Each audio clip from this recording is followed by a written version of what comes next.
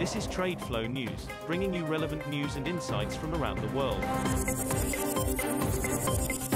TradeFlow News, enabling trade for SMEs and economies worldwide. These are some of the key topics that we will be looking into in today's program.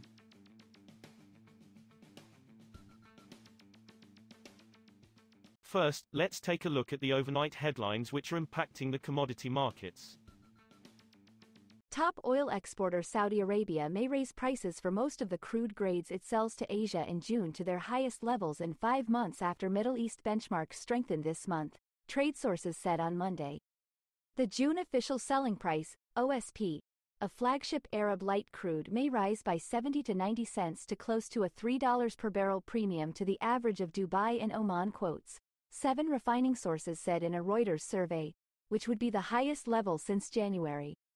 The price hikes would track a wider backwardation for the first and third month for Platts Dubai and DME Oman at 83 cents and 96 cents, respectively, so far this month versus last month's average.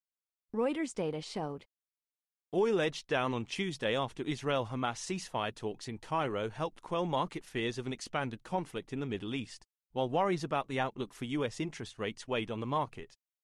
Brent crude futures dipped 10 cents, or 0.11%, to $88.30 a barrel at 0423 GMT, while U.S. West Texas Intermediate crude futures slipped 13 cents, or 0.16%, to $82.50 a barrel. The front-month contract of both benchmarks lost more than 1% on Monday. Moving on to the top news in the energy sector.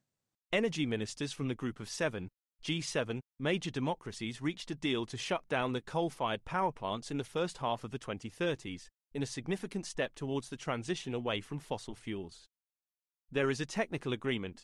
We will seal the final political deal on Tuesday, said Italian Energy Minister Gilberto Pichetto Fratin, who is chairing the G7 ministerial meeting in Turin. On Tuesday, the ministers will issue a final communiqué detailing the G7 commitments to decarbonize their economies. Australia shipped more coal to China than Japan in April, the first time this has happened in any month in more than 4 years, underscoring shifting market dynamics and an improved political relationship with Beijing. Australia's exports of all grades of coal to China were 6.87 million metric tons in April, up from 6.83 million in March and the highest since November, according to data compiled by commodity analysts Kepler.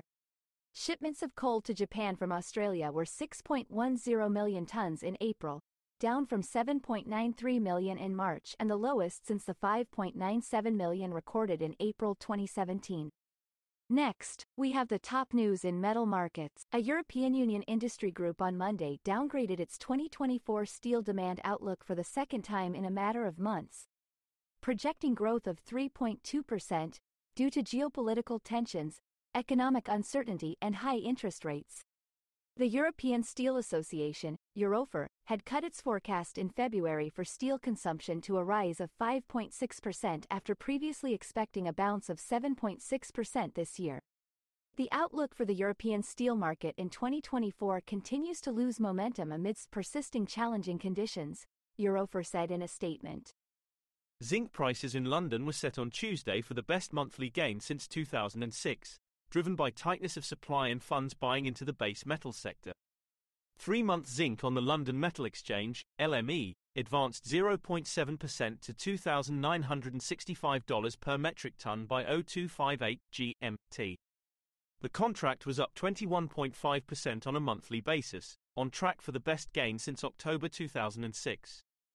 The most traded June zinc contract on the Shanghai Futures Exchange climbed 3.1% to 23,570 yuan, $3,254.40, a ton, having hit 23,715 yuan earlier in the session, the highest since December 2022. It was up 12.7% on a monthly basis. We will now look at the top news in the agricultural sector.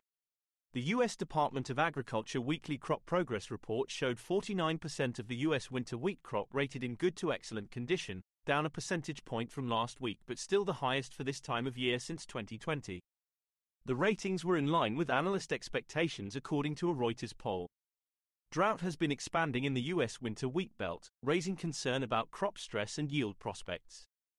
Nonetheless, the relatively strong wheat conditions align with forecasts for a shift in global grain supplies to surplus, compared to the shortages of the past several years.